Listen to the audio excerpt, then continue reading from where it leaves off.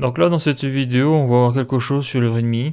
Donc là, je descends. Là, je vais modifier mon readme pour empêcher un comportement par défaut que je trouve pénible. C'est que lorsque tu mets ta souris devant l'image, donc là, tu peux voir que la petite main apparaît. Et si tu cliques dessus, ça affiche l'image. Donc là, je reviens en arrière.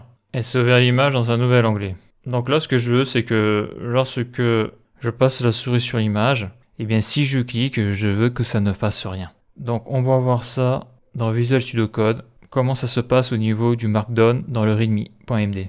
Donc là je suis dans mon fichier readme, là je suis donc au niveau de l'image, du logo. Donc à noter, je me suis rendu compte que lorsque tu tapes ton Markdown dans le fichier readme.md, tu n'es pas obligé d'aller sur GitHub pour voir le résultat final, pour voir la pré-visualisation. Tu peux aller ici, là, donc là je vais voir mes fichiers. Tout en bas je vais sur le readme.md, je fais clic droit et là j'ai Open Preview.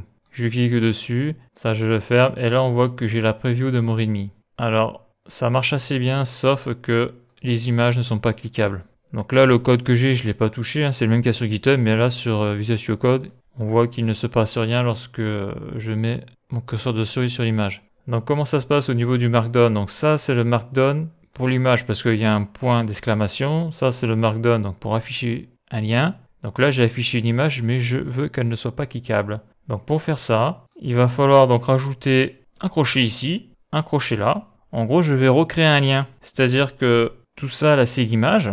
Mais cette image, je vais la mettre dans un lien. Donc je mets crochet, crochet, comme ici là. Là j'ai un lien pour aller vers mon blog. Et donc après, je mets les parenthèses.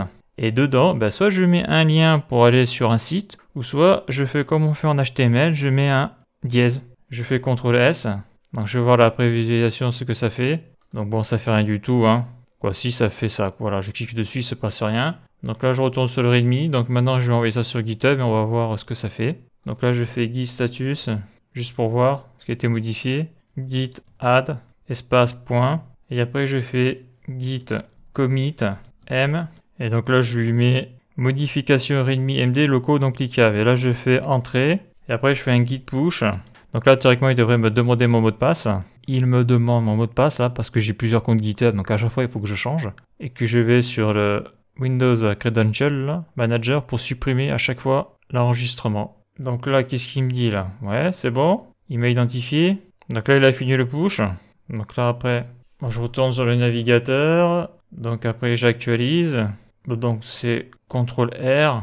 Donc là, je vais voir ce qu'il a pris comme nom de commit. Super, il a pris mon nom. Donc là, je descends. Donc là, on voit que la main apparaît lorsque je passe devant l'image. Par contre, si je clique dessus, eh bien, il ne se passe plus rien. Je reste toujours sur l'image. Je reste toujours dans le readme. La photo n'apparaît pas. Donc après, ça met en haut de la page, mais je vais dire par là que je ne quitte pas la page. Donc ça, c'est intéressant, je trouve, comme comportement. Et donc, voilà pour cette vidéo.